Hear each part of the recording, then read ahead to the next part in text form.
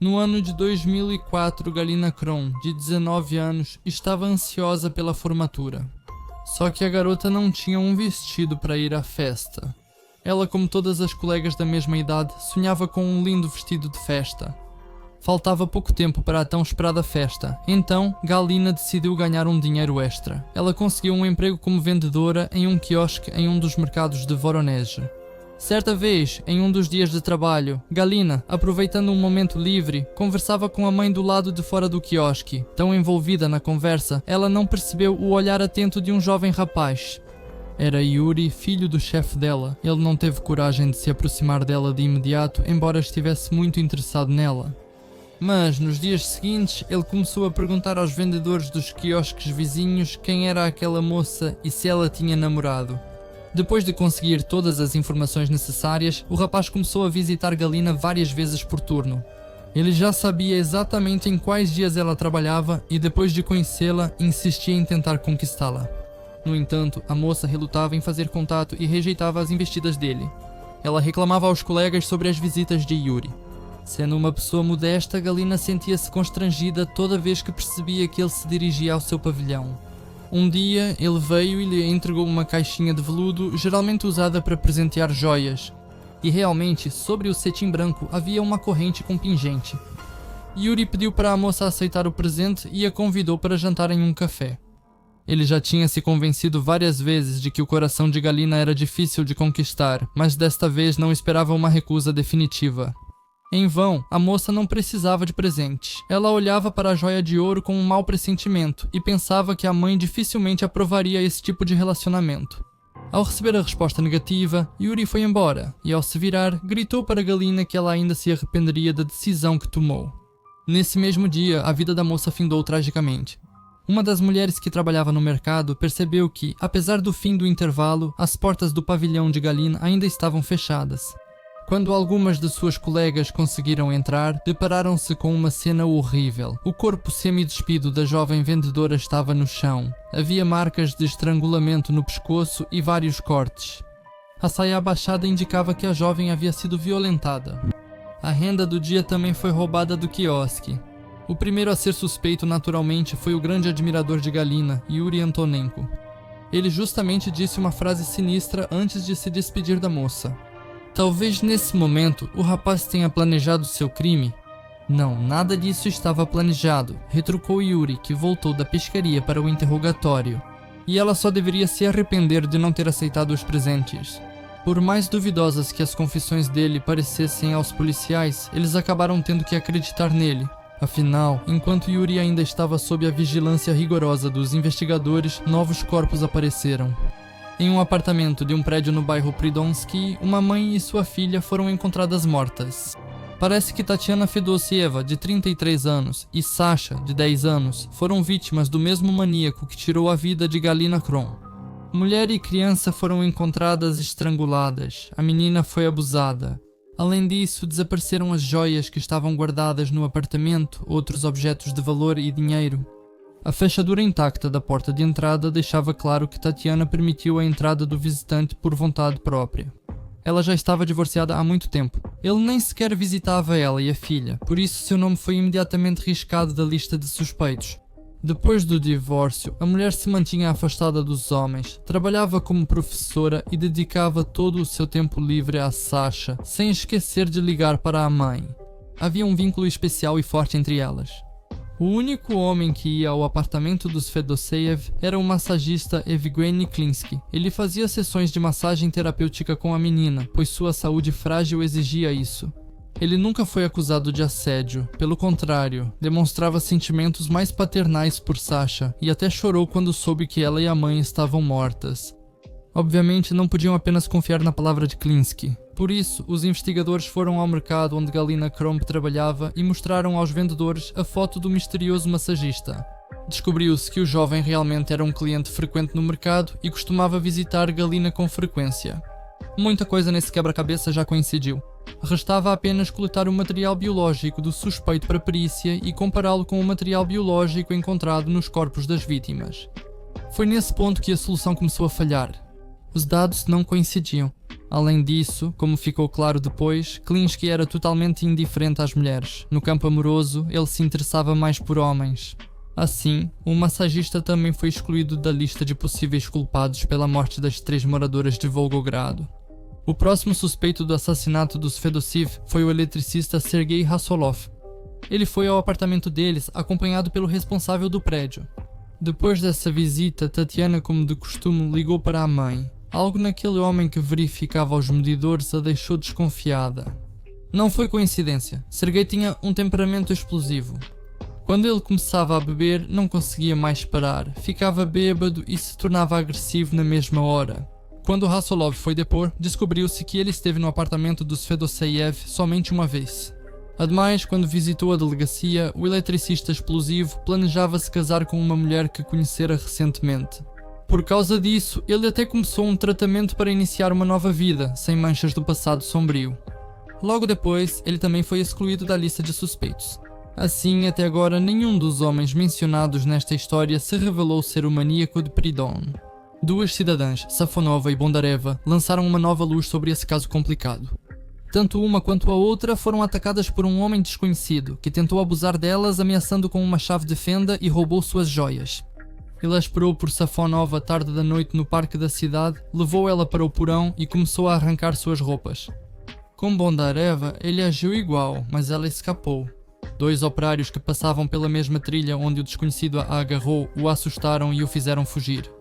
Ambas as vítimas lembraram bem de algumas características da aparência do homem, um ex-presidiário, como não era difícil de deduzir por elas. Elas prestaram atenção especial às suas mãos, ásperas e rugosas, no dorso da mão. Em um dos dedos havia uma tatuagem de sol nascente, em outro, unhas enegrecidas. Para os investigadores, era evidente que esses ataques foram perpetrados pelo criminoso que buscavam há tempos. Por muito tempo, o homem com a tatuagem em comum não apareceu no radar da polícia. Parecia estranho como Tatiana Fedosieva, geralmente distante ao se relacionar com homens, deixou voluntariamente um ex-presidiário entrar em seu apartamento. Isso significa que essa pessoa deveria ser alguém que ela conhecia bem. Além do massagista e do eletricista, excluídos da lista de suspeitos, restava um homem que nem sequer havia sido incluído nela antes. Era o vizinho de Tatiana no andar, Alexander Kill. Os investigadores rapidamente encontraram todas as informações sobre ele. Kill nasceu em 1968 no Cazaquistão e morou lá com os pais até completar 24 anos. Depois eles se mudaram para Voronezh. Ele foi condenado várias vezes, primeiro por roubo, depois por abuso de uma noviça do mosteiro. Pelo segundo crime, foi condenado a 5 anos de prisão. No entanto, após apenas 2 anos e 2 meses, ele foi libertado por bom comportamento. Esse fato já indicava que Hill poderia muito bem estar envolvido na série de crimes e outros 2 fatos seguintes, talvez, finalmente esclareceram tudo. Primeiramente, as mãos dele coincidiam perfeitamente com a descrição dada pelas 2 últimas vítimas. Em segundo lugar, o material biológico de Hill coincidia com o material encontrado nos corpos das vítimas. Também foi descoberto como exatamente ele conseguia ganhar a confiança de suas vítimas. Para Galina Kron, tudo ocorreu de forma natural. Killy veio ao mercado e viu quando a moça saiu da barraca para jogar fora a água do balde. Tendo como objetivo conseguir dinheiro fácil, ele se aproximou de Galina com uma pergunta inocente. Que horas são? A moça se inclinou. O relógio estava embaixo do balcão. Nesse momento, Kill pegou a toalha que estava pendurada no gancho e a jogou no pescoço da vendedora. Ele visitou Tatiana Fedosieva sob o pretexto de que alguém estaria constantemente ligando para ele e perguntando pela professora. Ele queria muito conhecer a vizinha solitária e Tatiana o convidou para uma xícara de café. A tragédia aconteceu na cozinha. Hild esperou até que ela se virasse de costas e colocou o cinto do próprio roupão no pescoço dela. Depois que Tatiana morreu, ele decidiu fazer um tour pelos outros cômodos. Foi assim que ele encontrou Sasha, de 10 anos. Ela dormia tranquilamente na cama e acordou com o toque cuidadoso de um homem desconhecido. Sasha, assustada, chamou pela mãe, mas em vez da voz carinhosa, ouviu as perguntas de Kill. Onde está o dinheiro? Onde estão as joias? O tom autoritário do visitante indesejado assustou a menina, que contou tudo a ele. O maníaco roubou os objetos valiosos e, com medo de que Sasha o denunciasse, a derrubou no chão. Primeiro abusou dela e depois usou o cinto do roupão. Investigadores encontraram com as duas amantes de Alexander Kill, de 27 e 45 anos, objetos das vítimas de mesma idade. Investigadores encontraram pertences das vítimas, equipamentos de áudio e vídeo de Fedoseva e brincos de ouro de Safonova. Aliás, as damas do seu coração sabiam uma da outra, e Kill tentava agradar as duas com presentes originais. Com o dinheiro roubado, ele comprava roupas novas para si. Porque o maníaco de Pridonsk cometeu todos esses crimes, ele mesmo não conseguiu explicar direito. Para os investigadores, porém, isso estava claro. Ele era movido não apenas pelo desejo de obter lucro, mas também de satisfazer suas necessidades fisiológicas. As amantes de Gil admitiram que sexualmente ele era insaciável. Com o tempo, o próprio maníaco inventou uma justificativa para seus atos. As vozes em sua cabeça o obrigavam a cometer os crimes. Ele até tentou simular insanidade mental. Ele às vezes se comportava inadequadamente e, certa vez, abriu o coração aos investigadores. Ele disse que antes trabalhava como jardineiro particular do ex-presidente da República do Cazaquistão, Nursultan Nazarbayev. De fato, custava crer naquilo. Os resultados da perícia contradiziam sua loucura forçada, que ele foi considerado são durante os experimentos investigativos. O maníaco, abrindo um sorriso, declarou: "Vocês não fazem ideia de como é prazeroso tirar a vida de alguém." O que cultivou a crueldade nesse homem não se pode dizer ao certo. Supostamente uma criação excessivamente rigorosa por parte da mãe. Autoritária na infância, ela não lhe dava um momento de paz. O pequeno Sasha nem podia assistir televisão sem a permissão dela. Por um bom tempo ela lhe dizia o que fazer a cada passo e ele permanecia sem vontade própria e covarde. Alexandra Kill foi condenada à prisão perpétua e obrigado a pagar às famílias das vítimas 450 mil rublos cada. No entanto, dinheiro nenhum trará de volta às famílias, que agora vivem em luto eterno, suas filhas. Galina Krom, a primeira vítima do maníaco, foi enterrada com um vestido luxuoso, como se estivessem realizando o sonho da jovem de usar uma roupa bonita, com a qual ela não conseguiu brilhar no tão esperado baile de formatura. 19 de julho de 2005, cidade de Dedovsk, no distrito de Istra, região de Moscou. Um dia claro de verão, céu serenamente azul, sem uma única nuvem. O sol derrama generosamente seus raios sobre o emaranhado de ruas que se aquecem em sua luz. Os adultos vão para seus afazeres, os idosos passeiam tranquilamente pelas alamedas floridas. 3 meninos saem para mais um passeio, que promete lhes trazer muitas impressões alegres. Mikhail Elshin tem 12 anos, seu irmão Alexander tem 10 e Pavel Sokolov, o amigo deles, tem 11. O ponto de partida para os garotos foi o dormitório da fábrica de tecidos local, e o destino era o lago onde eles queriam nadar. Os garotos naturalmente não pensam em nada ruim, para eles só há diversão e um descanso cheio de atividades planejado para o restante das férias. Logo, as aulas começarão e não haverá mais tempo para diversão. Mas naquele dia que marcou o auge do verão, aconteceu justamente algo ruim. Algo que deixou claro que eles nunca mais se sentariam na carteira da escola. Quando os meninos voltavam para casa, após se divertirem e tomarem sorvete de casquinha na Rodzhestvensky Prospect, um novo companheiro inesperadamente se juntou a eles. Era um rapaz jovem, de uns 19 ou 20 anos, de aparência agradável, mas completamente desconhecido. Ele ofereceu aos garotos uma carona em seu carro até a estação de trem. Sugeriu pegar carona em vez de ir a pé para chegar mais rápido. Os meninos concordaram, antecipando uma viagem interessante. No entanto, no caminho, o desconhecido de repente virou bruscamente em direção à sua casa de campo, localizada em uma associação de jardins com o nome simples de Poliana. E logo ficará claro o porquê. Quando o carro parou, Mikhail não estava no banco de trás, mas sim no porta-malas. Foi o motorista que o arrastou à força para lá. Para lidar com os outros garotos, ele precisava impedir que eles saíssem do carro. Sem forças para resistir ou defender seus colegas, Misha, deixado por último, ouvia horrorizado enquanto Sasha e Pavlik eram friamente espancados um após o outro com uma camisa. Ele também não tinha muito tempo de vida, pois já no dia seguinte o maníaco, e agora esse homem só pode ser chamado assim, o levou para a vila de Lushki e, ao amanhecer, o estrangulou com um cadarço perto do cemitério da vila.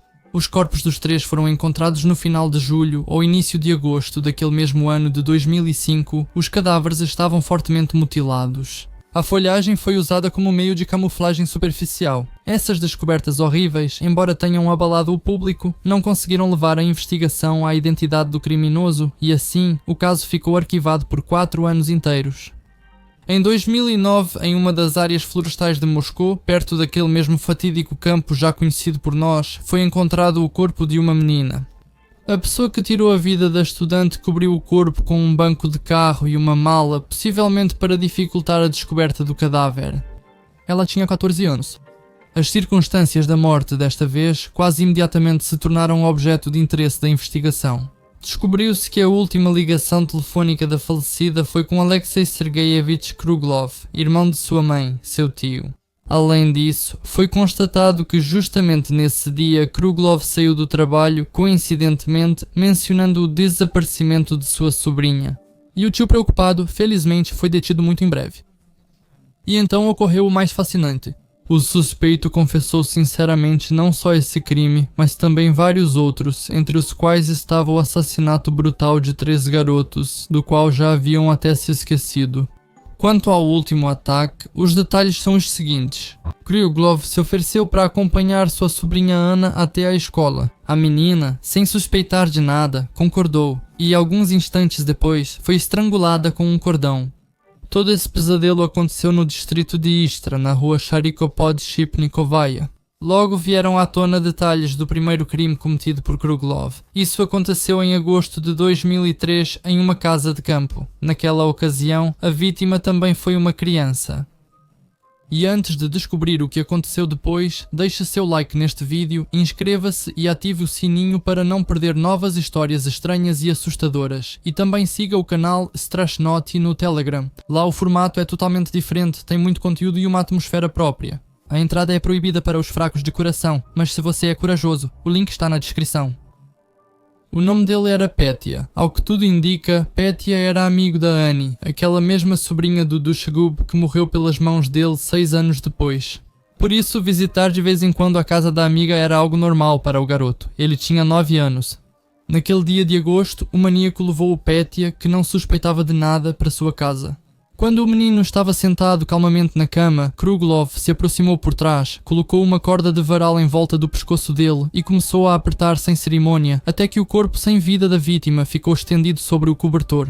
Alguns instantes depois, o corpo foi levado para a floresta e deixado lá, perto de um túnel ferroviário localizado na altura do quilômetro 47 do trecho Snegiri-Manikina.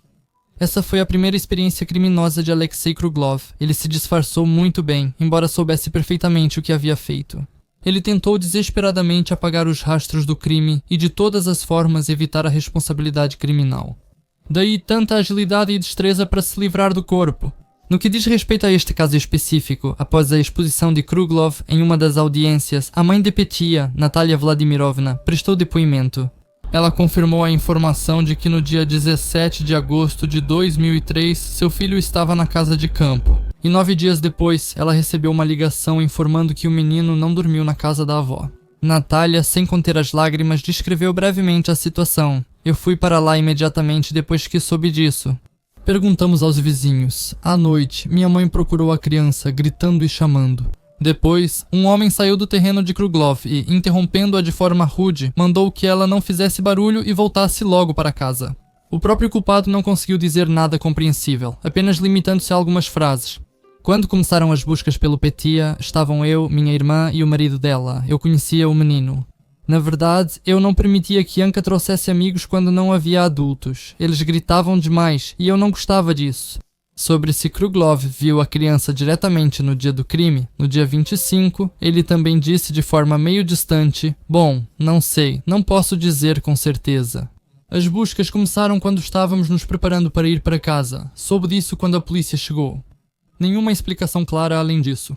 Felizmente, é aqui que terminam as descrições das atrocidades de Kruglov, mas vale a pena falar um pouco sobre sua vida além dos crimes. O futuro maníaco nasceu em 8 de março de 1986 em Moscou, onde viveu posteriormente. Ele recebeu educação técnica de nível médio e atuou como mecânico automotivo em um centro técnico da Kia Motors.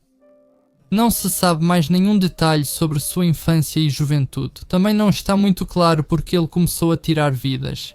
O motivo pelo qual o sádico agia, hipoteticamente, seria o prazer em tirar vidas e causar sofrimento. Porque ele escolhia justamente crianças como vítimas, inocentes, puras, que em tese não tinham feito nada contra o orgulhoso ego maníaco. Talvez porque só pudesse ferir os indefesos ou contasse com a ingenuidade deles, graças à qual todos esses assassinatos aconteceram. Aqui está mais uma pergunta que certamente qualquer um que conheceu a história de Kruglov se faz. Como resultado das perícias médico-legais psiquiátricas realizadas, ficou claro que o culpado tinha consciência do perigo social de suas ações e Alexei Kruglov foi considerado imputável. Antes da primeira audiência, ele tentou cortar a garganta no carro de escolta, a caminho do centro de detenção provisória. Mas, para a decepção de Kruglov, os médicos conseguiram salvá-lo e o torturador de Istra sentou-se no banco dos réus com o pescoço enfaixado. Ele ouviu a acusação com total calma, como se aquilo não tivesse nada a ver com ele. Não teve pressa em se arrepender ou pedir perdão. Depois disso, houve mais 3 tentativas de suicídio, também sem sucesso. Os médicos descreveram essas ações agressivas do maníaco contra si mesmo como demonstrativas. É bem provável que tenham sido causadas pelo mesmo desejo obsessivo de escapar da responsabilidade e da condenação pública, que caía de todos os lados sobre o estrangulador. Em 2010, na audiência judicial, Kruglov de repente declarou que não tinha relação com os crimes ocorridos em 2003 e 2005. De fato, os crimes de 2003 não foram considerados totalmente comprovados, mas nos incidentes relacionados a 2005 e 2009, o tribunal reconheceu sem hesitação a culpa de Alexei. Até agora não está claro se havia um aspecto sexual nesses crimes. No tribunal, foi observado que Kruglov apenas estrangulava as crianças e nenhum elemento de abuso foi notado. Independentemente do quanto esse fato seja verdadeiro, culpa é culpa, e a punição para o criminoso cruel foi a prisão perpétua. Agora ele está perto dos 40 anos, ainda passando os dias dentro das paredes frias da prisão. E até hoje a Associação de Jardins Polianka continua envolta em lembranças sombrias e ao mesmo tempo tristes sobre as 5 crianças que perderam a vida lá. Em 25 de maio de 2003, Oksana Kuzina e Helena Smogina, alunas do 11º ano da escola número 44 em Kopeisk, voltavam para casa após a formatura.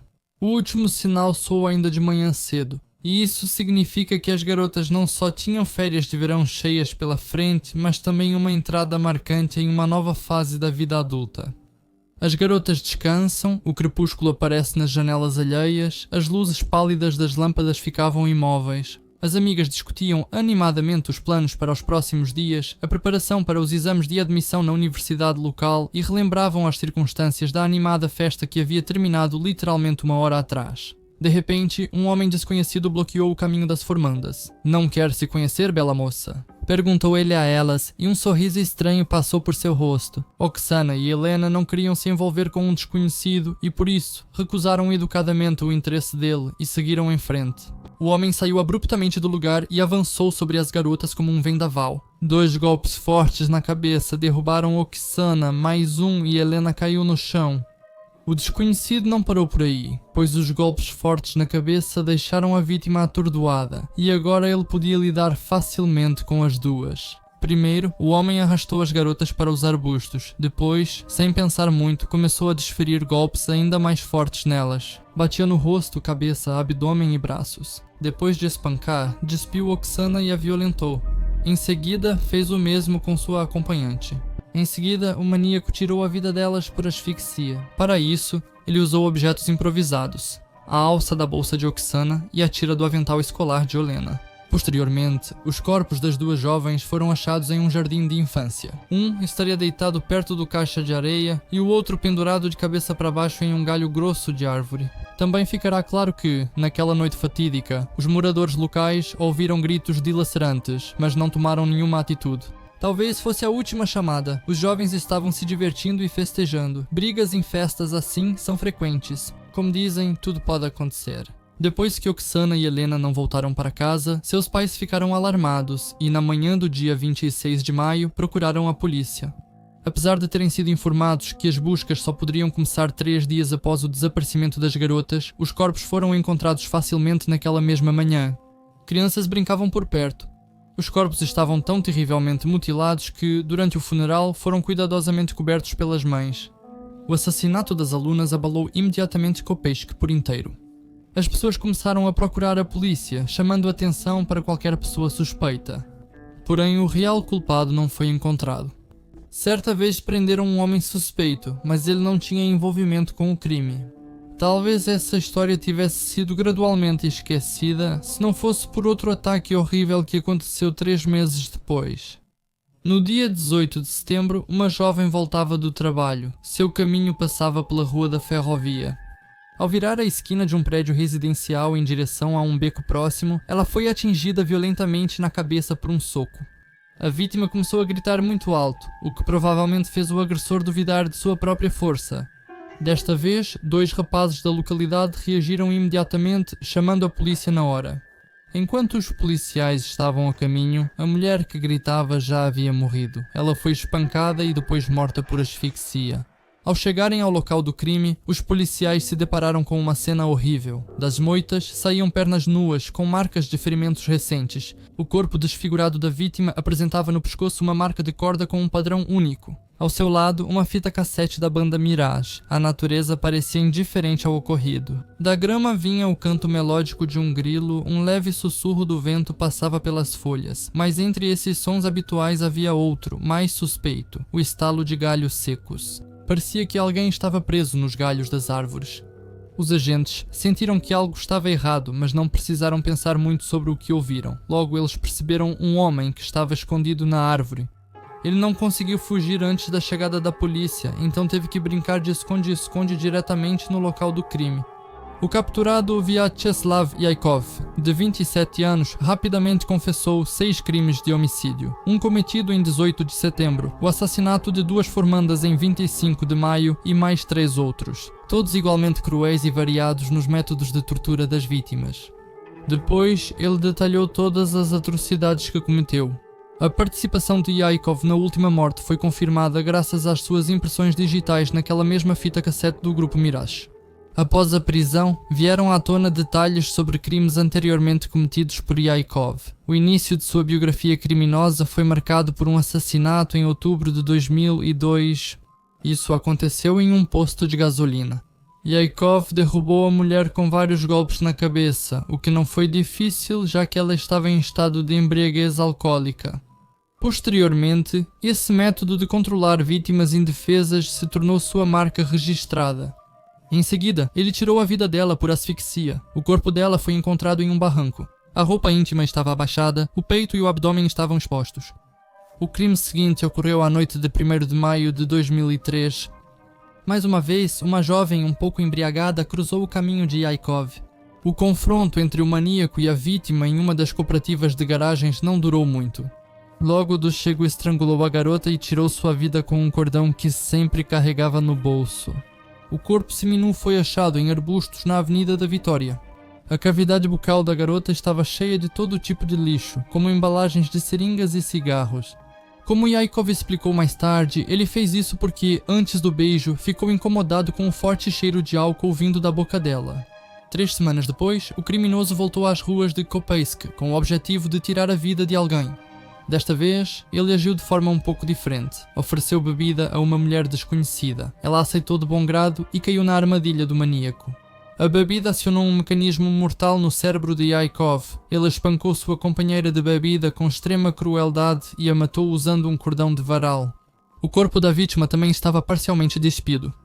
Ele foi achado em um terreno baldio abandonado. Há uma versão de que o maníaco era necrófilo e mantinha relações sexuais com suas vítimas quando elas já estavam mortas. Simultaneamente, ele costumava usar vários objetos que encontrava por perto. Veja o que se sabe sobre a vida do maníaco de Kopeisk. Vyacheslav Viktorovich Yaikov nasceu em 1º de março de 1974 na vila de Kalininskoe, RSS do Quirguistão. Eles se mudaram com a mãe para a região de Chelyabinsk em 2002. Na infância, Yaikov foi diagnosticado com oligofrenia e passou por tratamento em clínicas psiquiátricas várias vezes. Quando Yaikov tinha 13 anos, seu pai faleceu, o que também afetou negativamente o estado do garoto. Na adolescência, ele começou a se envolver em pequenos furtos, levava coisas de casa e passou a ser frequentemente rude com a mãe. Na escola, ele era descrito como uma criança desequilibrada, explosiva e propensa à agressividade.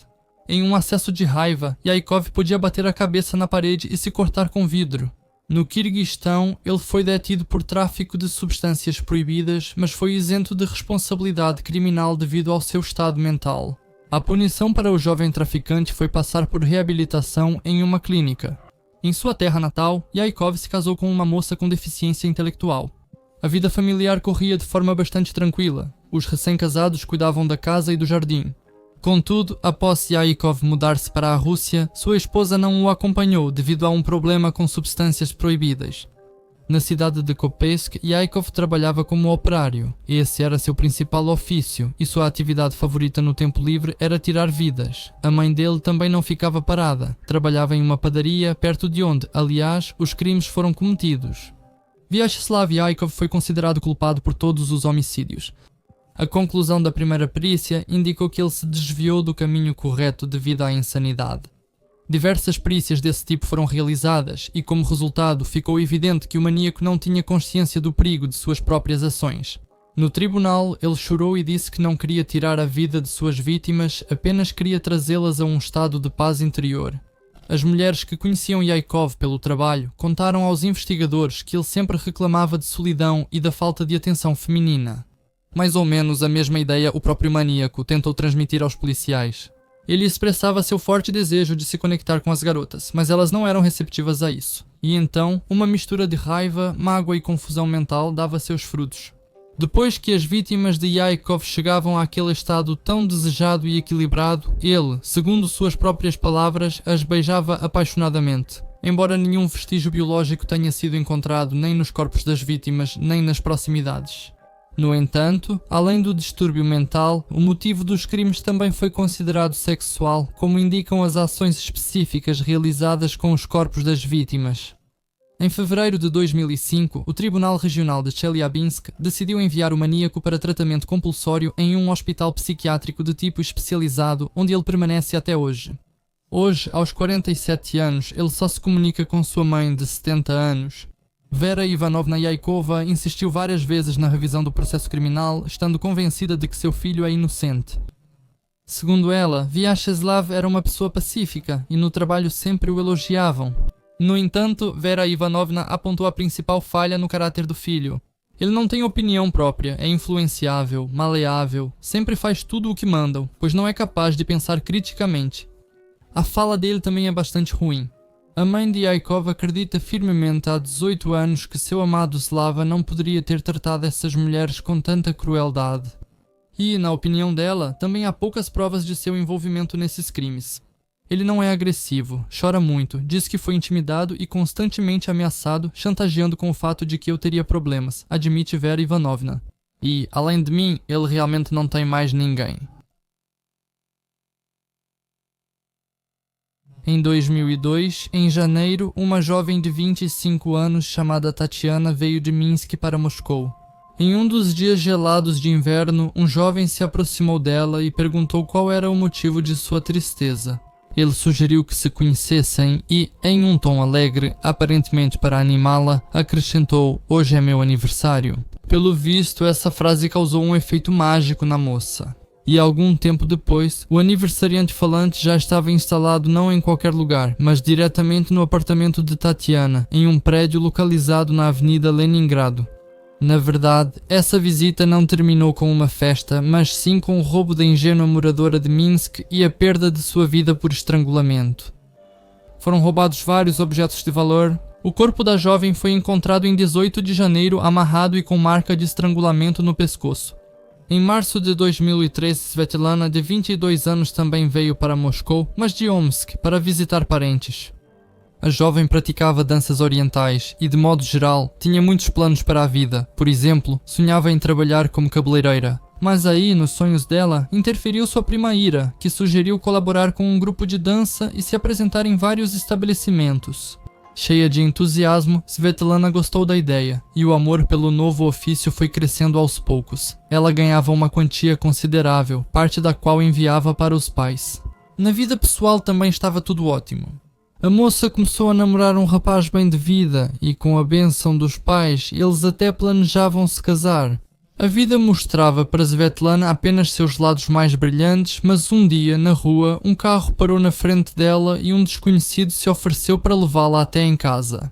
A futura noiva concordou, anulando assim todas as esperanças de um casamento próximo. O motorista desviou da rota planejada e friamente matou a garota. Ele abusou dela e depois a estrangulou com um lenço. Alguns dias depois, em um dos apartamentos de Moscou, a mãe de Ekaterina, de 20 anos, começou a se preocupar quando percebeu que a filha estava demorando no trabalho. O mau pressentimento se justificou completamente. O corpo da jovem foi encontrado em uma faixa de floresta. Ela foi morta quase da mesma forma que as vítimas anteriores. Primeiro, ela foi violentada, depois estrangulada. Em abril de 2003, andar pelas ruas de Moscou está se tornando cada vez mais perigoso. Aos 3 corpos já encontrados anteriormente, juntou-se mais um. Ele foi descoberto no Boulevard Matrosa Zeleznyaka em um apartamento alugado. A vítima Natália, de 34 anos, veio de Novosibirsk e, ao que parece, também não resistiu aos encantos do misterioso Dom Juan que anda pelos becos de Moscou à procura de representantes do sexo feminino. Natália foi estrangulada. Ficou claro que esse era o método favorito de assassinato do maníaco, com quem a investigação ainda teria que lidar. Na mesma época, o corpo da esposa de um policial foi encontrado no parque da cidade, uma descoberta assustadora.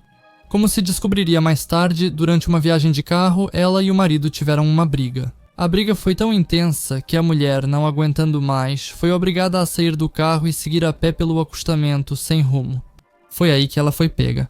O maníaco ganhou a confiança da mulher, que naquele momento buscava compreensão e realizou suas intenções. Se a infeliz tivesse ouvido os apelos do marido para voltar, com certeza teria sobrevivido. Em julho de 2003, 2 corpos de vítimas de 28 anos foram encontrados simultaneamente. Elas também foram estranguladas, uma com uma corda, a outra com um cinto. Um dos corpos foi encontrado no território do Jardim Botânico. Os crimes foram cometidos nos dias 1 e 4, com um intervalo de apenas 3 dias, em 21 de julho. Uma das moradoras de Moscou, Lídia, alcoólatra de 43 anos, caminhava lentamente por uma rua da cidade, enquanto garrafas cheias tilintavam em sua sacola.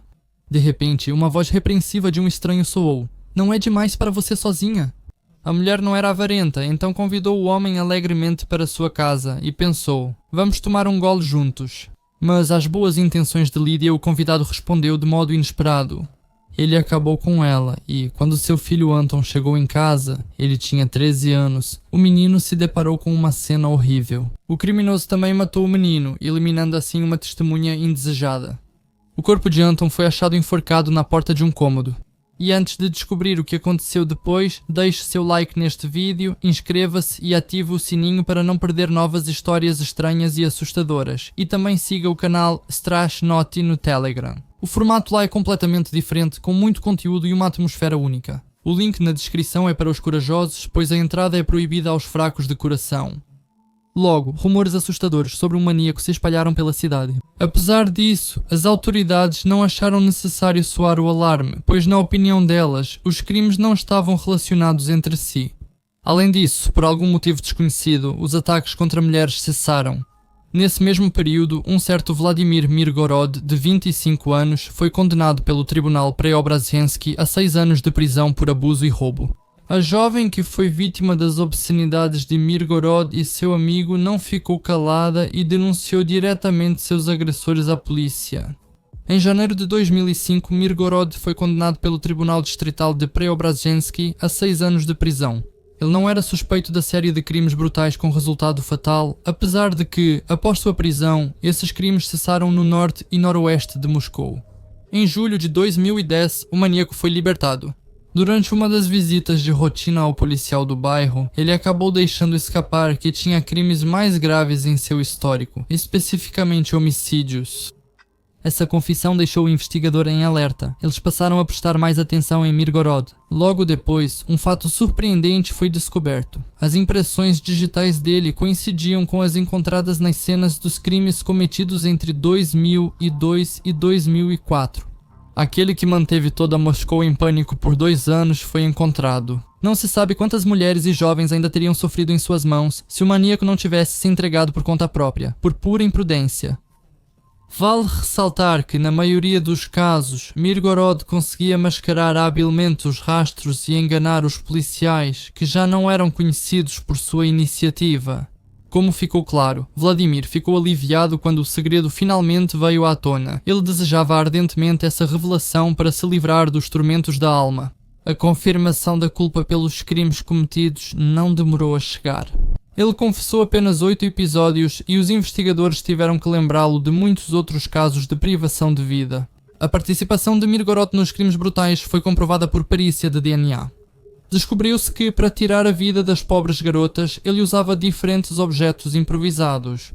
O cinto de um roupão, a alça de uma bolsa feminina, um cachecol, um fio elétrico. Esses eram os tipos de objetos que ele usava. Após a nova detenção e prisão, aparentemente do ex-presidiário, surgiu a necessidade de estudar sua biografia. Vladimir Viktorovich Mirgorod nasceu em Moscou no dia 1º de novembro de 1979. Morava com a família no distrito de Temiriazevsky, perto da estação de metrô Petrovskaya-Razumovskaya. O pai dele era construtor e a mãe, contadora. Contrariando os argumentos de que maníacos crescem em ambientes familiares desfavoráveis, com pais que os humilham de todas as formas, aqui as circunstâncias eram completamente diferentes. Os pais cercavam Vova com amor e cuidado, afinal, ele era filho único na família. Enquanto estudava na escola, o futuro maníaco alcançava sucesso e sempre buscava algo novo. E depois de concluir os estudos, entrou no Instituto de Aço e Ligas, deveria se tornar engenheiro, mas isso não aconteceu, porque já no segundo ano abandonou os estudos e se dedicou a outro ofício. Entregava cargas e o dinheiro que ganhava gastava com presentes para as garotas que ele conquistava com maestria. Além disso, ficou sabido que ele tinha uma namorada. Uma foto de Mirgorod onde ele aparece sem camisa e com um olhar sedutor e provocante ainda está em destaque em um dos sites de namoro. E tudo estaria bem se não fosse pelo terrível segredo que o protagonista desta foto escondeu por 2 anos. Todos ao redor conheciam Vladimir como um rapaz educado, intelectualmente desenvolvido, alegre e comunicativo. Em resumo, ele era considerado a alma da turma e era totalmente de casa. Após os detalhes chocantes do assassinato e Mirgorod ter sido considerado um maníaco, seus conhecidos não conseguiam acreditar no ocorrido. Em uma das entrevistas, Mirgorod, sorrindo amplamente, revelou o motivo de seus crimes. Tirava vidas porque não via motivos para se limitar e porque ninguém o impedia. Sobre contatar as vítimas, declarou despreocupadamente: só me aproximava e começava a conversar. Às vezes elas mesmas se aproximavam, bebiam, sem agressão ou algo do tipo. Depois não é bem um apagão na memória, mas uma espécie de neblina, entende? Algumas das vítimas eu nem lembrava, porque tudo acontecia principalmente no escuro, à noite. Segundo as próprias palavras dele, ele não sentia remorso, e a melhor terapia para ele era um sono tranquilo e prolongado. Ao cometer atrocidades, o medo era a última coisa para o maníaco. Tirar a vida de alguém, aos olhos dele, era algo absolutamente comum.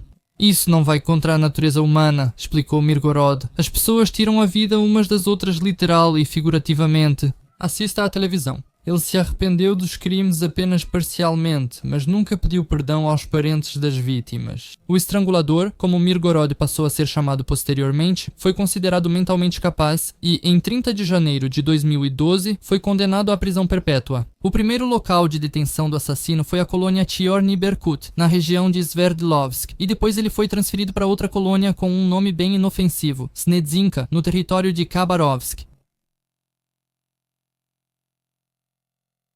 Quem aqui está familiarizado com os termos perfil do maníaco e retrato da vítima?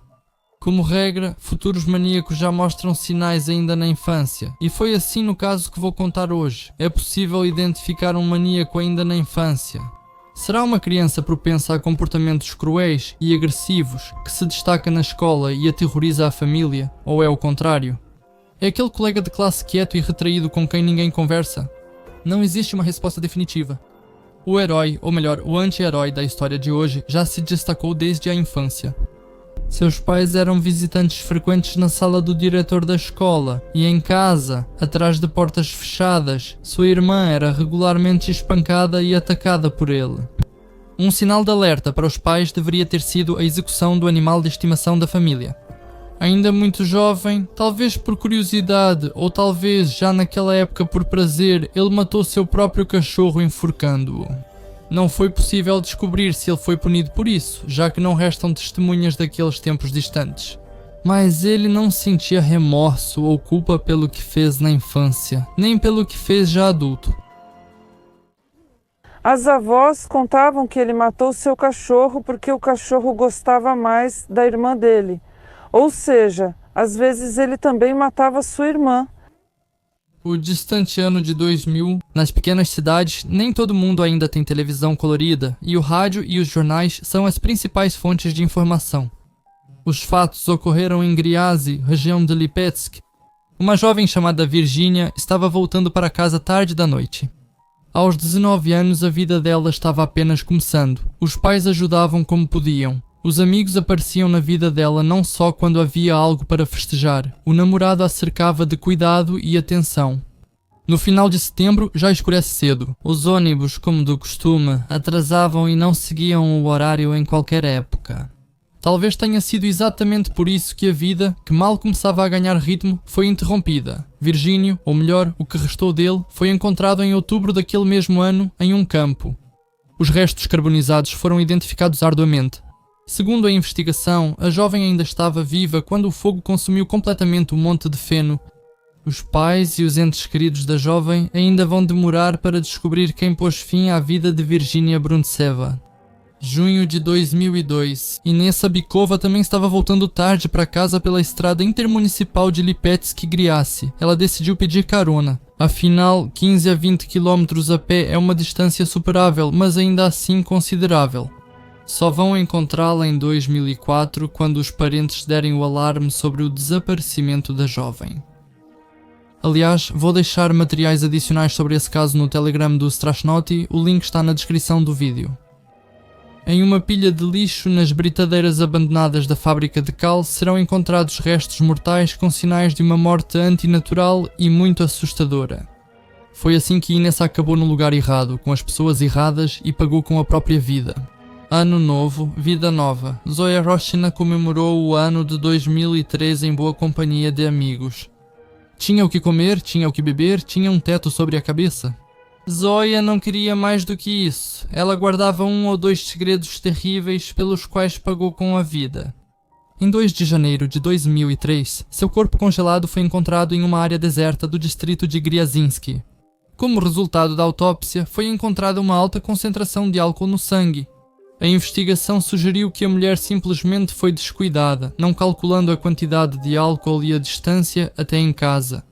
Apesar de já terem-se passado 3 anos desde o início da atividade do maníaco, as autoridades, com os materiais que tinham, ainda não conseguiam unir todas essas mortes em uma série. Março de 2003. No distrito de Petrovsky, na região de Tambov, foi encontrado à beira da estrada um corpo coberto de neve com sinais de espancamento e golpes de um objeto pesado e contundente. Era Sergei Kornev, de 46 anos. Nos registros da então polícia, ele constava como alguém que já havia cumprido pena por venda e posse de substâncias proibidas. Após breves ações operacionais, os investigadores descobriram que Sergei, depois de cumprir a pena, voltou a usar essas mesmas substâncias proibidas. Isso então serviu de base para a versão do que aconteceu. Ele teve algum desentendimento com pessoas como ele e ficou devendo para o traficante. E o fim dele, embora triste, era totalmente previsível. Literalmente alguns dias depois, no distrito de Dobrinsky, na região de Lipetsk, foi encontrado o corpo de Valentina Raldugina, de 66 anos, com marcas semelhantes no corpo e em circunstâncias parecidas. Na beira da estrada coberta de neve, com sinais de espancamento, golpes de um objeto pesado e contundente, ela foi encontrada a cerca de 10 km do povoado mais próximo. Apesar das evidências do ocorrido, a investigação não relacionou os 2 casos em uma série, por diversos motivos. 2 casos semelhantes pelo modo como as vítimas foram mortas aconteceram muito longe um do outro. Poderia-se supor que o criminoso estava de carro, mas ninguém que trabalhava nesses casos teve esse pensamento. Além disso, o maníaco, que já havia tirado a vida de 5 pessoas, fez uma pausa em sua atividade por quase 2 anos, cortando assim a chance de ser capturado. 2 anos depois, em dezembro de 2005, encontraram no reservatório de Matir congelada até a morte Valentina Medvedeva, de 32 anos. Antes de morrer, a mulher estava muito bêbada. O mistério para a investigação foi como a mulher chegou ao reservatório. Estando em um estado de embriaguez tão avançado, ela não poderia ter chegado lá sozinha. Não havia veículos abandonados por perto. Ficou óbvio que alguém a trouxe e a deixou ali de propósito para congelar. Mas porquê? O que uma mulher comum, mediana em todos os aspectos de uma cidade pequena, poderia ter feito? Entrevistar conhecidos e vizinhos não ajudou. Ninguém sabia onde ou com quem Valentina esteve no dia da morte. E novamente, silêncio, agora por 5 anos. Abril de 2010 chocou a pequena cidade com um acontecimento terrível. Foi encontrado o corpo de mais uma garota. A identidade dela não pôde ser estabelecida nem mesmo após a captura do maníaco que cometeu a terrível atrocidade com aquela que os moradores locais apelidaram de Snegurotchka. O corpo foi encontrado perto do rio Matira. Antes de morrer, ela foi raspada careca e colocaram em sua cabeça um gorro azul de ano novo, que tradicionalmente é usado por quem interpreta o papel da Snegurotchka. Múltiplos ferimentos de faca e o corpo queimado. A polícia não via algo assim há muito tempo. Até mesmo os investigadores mais experientes depois contaram que sentiram uma mistura de pena pela jovem desconhecida e raiva por quem fez isso com ela. Novembro de 2011 foi o capítulo final dessa história. Entre Griazi e Nizhny Tyrolyui foi encontrado o corpo de Alexander Shkatov, um morador de rua conhecido por muitos na cidade. O homem sem residência fixa sobrevivia fazendo bicos como ajudante nas tarefas domésticas da população local. Ele colocava cercas, buscava água e preparava lenha para diferentes pessoas. A reforma já ocorrera e a milícia tornara-se polícia. Muita coisa mudou na vida durante esses longos 11 anos, mas ninguém poderia imaginar que seria revelada uma série inteira de assassinatos brutais. O depoimento das testemunhas indicou a casa da última pessoa que Alexander Shkatov auxiliou. Era Viktor Sotnikov, um morador local. Viktor ganhava a vida produzindo e vendendo samogon, embora, segundo vizinhos e conhecidos, ele mesmo não fosse fã de bebida. Morava com a esposa Svetlana e 3 filhos em uma residência. Devido à sua ocupação, era muito popular entre os habitantes locais. Quase todos os seus vizinhos iam à casa de Sotnikov para comprar aguardente caseira. Durante os interrogatórios, Viktor e Svetlana confessaram rapidamente. Svetlana contou sobre a morte da Snegurotchka, fato que já havia relatado ao irmão. Depois disso, o irmão de Svetlana se suicidou enforcado, mas a investigação não conseguiu de forma alguma ligar esse incidente à atividade do maníaco. Simplesmente não havia provas materiais. Um pouco mais tarde, a investigação envolveu Alexander Lenshin, amigo e contemporâneo de Sotnikov. Descobriu-se que cometeram alguns dos assassinatos juntos. Quem era o maníaco? Viktor Sotnikov já demonstrava crueldade e comportamento agressivo desde a infância. Espancamentos constantes e abusos contra a irmã e os pais eram comportamentos normais para ele. Ele mesmo contou aos investigadores que, quando ainda era um garoto, estrangulou seu cachorro porque o animal era mais apegado à sua irmã. Não se sabe se ele foi punido por isso, não restaram testemunhas daquela época. Na juventude, foi acusado 2 vezes, por 2 mulheres diferentes, de abuso, sobre o que a polícia ainda tem registros, mas os casos foram encerrados porque as vítimas retiraram as queixas. Como comentou Sotnikov, ele se livrou da situação vendendo a casa, simplesmente pagou a uma das mulheres e ela retirou a queixa. Ele se mudou para metade da casa do pai e, com o dinheiro que sobrou, comprou um Volga, que um pouco depois também teve que vender, e comprar um carro mais barato. Para se livrar da segunda acusação, no ano 2000 o futuro Satã já estava produzindo aguardente caseira e fazia bicos como motorista particular. Ele conheceu Virginia Bruntseva no ponto de ônibus e ofereceu uma carona. Segundo ele, durante a viagem a moça concordou em ir até a casa dele, onde bebeu, e entre eles aconteceu uma briga. Não me lembro dos detalhes, mas fui tomado por uma fúria intensa. A mãe da moça discordou categoricamente disso. Sua filha não tinha o hábito de beber álcool nem mesmo entre conhecidos, muito menos com um estranho. Além disso, Virginia logo iria se casar. Ela acreditava que Viktor havia forçado Virginia a entrar na casa, onde a espancou até deixá-la inconsciente. Ele a levou para o campo, colocou-a em um monte de feno e ateou fogo. Uma versão contradizia a outra, mas o que estava claro era que Viktor Sotnikov confessou ter tirado a vida dela. Pelo fato da morte de outra vítima, Inessa Bikova, Alexander Lenshin foi chamado para depor. Viktor e seu amigo estavam dirigindo para casa quando avistaram uma garota pedindo carona na estrada. Em vez de levá-la para casa, seguiram em direção ao rio Matira. Lenshin contou que o amigo sugeriu à garota ter relações íntimas, mas ela recusou, e então ele a espancou com uma barra de ferro. Ele obrigou o próprio Alexander a dar várias facadas no peito dela, que causaram a morte. Depois disso, eles tentaram afogar o corpo, mas por algum motivo não conseguiram. Então, eles levaram o corpo de Inessa para o terreno da fábrica de cal, onde o deixaram em um dos buracos, cobrindo-o com lixo. Bem, E cobrimos tudo com lixo.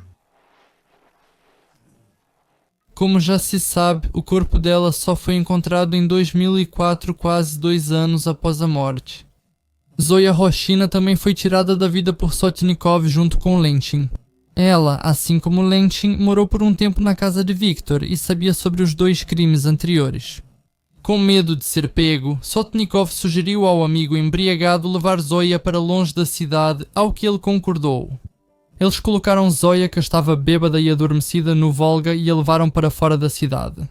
Eles não duvidavam do sucesso do seu plano, nem da impunidade. No ano novo, tudo pode acontecer. E foi exatamente isso que aconteceu. A morte de Zoya Roshina foi considerada um acidente e o ocorrido não teve grande repercussão. Quando os vizinhos e conhecidos perguntavam a Sotnikov para onde tinha ido sua ajudante doméstica, ele respondia que ela tinha ido morar com a sogra. A morte de Sergei Kornev e Valentina Raldugina, que aconteceu com apenas alguns dias de diferença, também foi cometida pelos homens juntos. Sergei pediu para ser levado até Tambov por uma pequena quantia. No caminho, Lentin, por algum motivo desconhecido, bateu em Sergei várias vezes, primeiro com os punhos e depois com uma marreta. O corpo foi deixado na beira da estrada, coberto com neve. Alexandre contou que eles tiraram a vida de Valentin Raldugin da mesma maneira. A mulher veio até eles pedindo para levá-la ao distrito de Dobrinsky. No caminho, ela foi espancada com socos e marreta e deixaram seu corpo na beira da estrada. Esse foi o último assassinato em que Alexander Lentin participou junto com Valentin Medvedev em 2005. Sotnikov o convidou para sua casa. Mais tarde, ele prometeu levá-la para Lipetsk, onde morava a mulher, mas em vez disso a embebedou, a levou para fora da cidade e a deixou na neve para congelar. Satana explicou a pausa de 5 anos dizendo que estava passando por um período difícil em sua vida pessoal. Na 4ª tentativa, sua companheira Valentina conseguiu fugir dele. Ela sofria agressões regularmente e por várias vezes Viktor a trouxe de volta à força. Após a prisão de Sotnikov, ela foi considerada desaparecida. Havia uma suspeita de que, sabendo dos crimes, ela tivesse tido o mesmo destino das vítimas de seu companheiro, mas ela foi encontrada sã e salva em Tambov, para onde fugiu do tirano, talvez assim salvando sua própria vida. Em 2008, Sotnikov começou a viver com uma jovem de 25 anos chamada Svetlana. Ela foi à casa dele buscar aguardente e depois foi vista por conhecidos, parentes e seu filho de 5 anos. Só depois que ela já estava grávida e concordou em se casar com Sotnikov. Como assim não saía de casa? Ele não deixava, ele não queria que eu saísse, e no começo ele mostrava isso. Ameaçava. Durante o casamento, Svetlana teve um filho e 2 anos depois, uma filha. Pelos depoimentos de Svetlana, ficou claro que ela e a ex-companheira de Sotnikov iam ao ambulatório psiquiátrico buscar remédios para o companheiro do marido. O assassino estava registrado com um psiquiatra e não se recusava a tomar o tratamento medicamentoso. Mas ele não gostava de ir ao médico a tal ponto que fazia suas mulheres irem por ele. Em 2010, a Snegoroshka, que aterrorizou a cidade, veio junto com Viktor para a casa deles. Na frente de Svetlana, Viktor despiu e raspou a cabeça da garota, depois colocou um gorro de ano novo nela. O maníaco colocou a esposa e a garota no carro, levou-as até o rio Matira, onde primeiro esfaqueou e depois queimou a desconhecida. Em 2011, a última vítima foi Alexander Shkatov. Viktor o convidou para sua casa para ajudar a cortar lenha. Entre os homens houve uma discussão, que logo se acalmou. Alexander achou que não havia mais ressentimentos, então aceitou a proposta de ir buscar Svetlana em Nizhny Teleliui. No caminho, Sotnikov o matou com uma esfera de metal e jogou o corpo na mata. Como qualquer maníaco no tribunal, ele tentou fingir insanidade, mas não conseguiu. Os jornalistas não ficaram de fora, pressionaram os vizinhos, parentes e conhecidos de Viktor. Para uma cidade tão pequena, isso foi um acontecimento que ficará na memória por muitos anos. A maioria dos moradores da cidade não suspeitava que um maníaco vivia entre eles, mas os vizinhos desconfiavam. A vizinha da rua, Tatiana, contou aos jornalistas: "Às vezes você está indo para casa com sacolas e se alguém oferece, 'Tânia, quer uma carona?' Deus me livre, eu sei que é direto para o cemitério." Sim, a esposa, na verdade, eu não sei como a esposa dele vivia. A primeira, a Valia, eu convivi com ela por muito tempo. Essa segunda, eu não conheço. Victor também insinuava várias vezes sobre suas inclinações em suas piadas. Valentina Churilova, moradora de Griazi, lembrou que seu pai contou a Sotnikov sobre seus 85 anos e ouviu como resposta: "Ah, então já é hora de morrer, tio Piotr, você já viveu o suficiente." Outra vizinha afirma que Sotnikov perseguiu 2 conhecidos dela com um machado. Enquanto isso, os moradores da cidade não apenas deixaram de alertar as autoridades sobre o vizinho, como também permitiam que seus filhos brincassem próximos à casa dele. Era lá que ficava a ladeira, ideal para deslizar no inverno. Sotnikov ia regularmente à ladeira, fazia piadas, empurrava os trenós e, no verão, jogava futebol com as crianças. Logo após a prisão, a casa de Sotnikov foi incendiada por um grupo de desconhecidos e seus vizinhos, que moravam na outra metade, escaparam por um milagre, mas ficaram sem moradia. Svetlana foi liberada e não foi envolvida no caso. Pouco depois, antes do incêndio, ela partiu com as crianças sem informar a ninguém seu destino exato. As causas oficiais do incêndio nunca foram divulgadas, apenas que foi causado por um grupo de pessoas. Segundo os moradores locais, foram os parentes das vítimas que fizeram isso. Outros, porém, creem que não havia ninguém para se vingar, já que a maioria das vítimas de Satã não tinha parentes ou pessoas próximas. Apenas a mãe de Virginia Bruntseva entrou com uma ação por indenização por danos morais e ninguém compareceu à audiência da sentença. Outra razão era que os bêbados locais simplesmente foram até a casa vazia do fabricante de aguardente em busca de restos e o incêndio aconteceu por descuido. Alguns vizinhos contaram que na véspera do incêndio viram na cidade e perto da casa a ex-companheira de Sotnikov, Valentina, mas essa versão permaneceu apenas como boato. De acordo com o advogado, uma avaliação psiquiátrica realizada apontou que Sotnikov e Lenchin foram considerados mentalmente saudáveis. Especialistas notaram que os 2 acusados tinham problemas com agressividade. Sotnikov tinha esses problemas desde criança, já Lenchin devido ao alcoolismo, porém seus transtornos mentais não os impediam de controlar suas ações. Sotnikov discordou das conclusões dos especialistas, julgando-as inadequadas. Segundo ele, tirava a vida das pessoas porque tinha alucinações. Ele considerava as vítimas como sectários e queria purificar o mundo dos indignos. Ninguém o contratava para trabalhar. De repente você enlouquece, os animais se transformam em feras, alguém te manda para algum lugar qualquer e você enlouquece, e aí começa o surto, a fúria. Sotnikov insistiu em uma nova avaliação psiquiátrica, mas foi recusado. No dia 22 de outubro de 2013, Sotnikov e Lenchin foram condenados. Sotnikov pegou prisão perpétua e Lenchin 19 anos de reclusão. Em sua última palavra, Sotnikov lamentou o ocorrido e disse que se arrepende. Ele ama e respeita sua esposa e ela fez o certo ao denunciá-lo, evitando algo pior. Peço perdão profundo a todos pelo que eu fiz. Mas esse meu pedido de perdão, eu entendo, não pode mudar nada. As pessoas já não podem voltar. Em seguida enviou saudações aos filhos. "Eu não vou repetir isso de novo", acrescentou o condenado, expressando esperança de um possível perdão em 25 anos. Atualmente Sotnikov tem 61 anos. Ele cumpre sua pena na colônia Delfim Negro, em Sol Iletsk.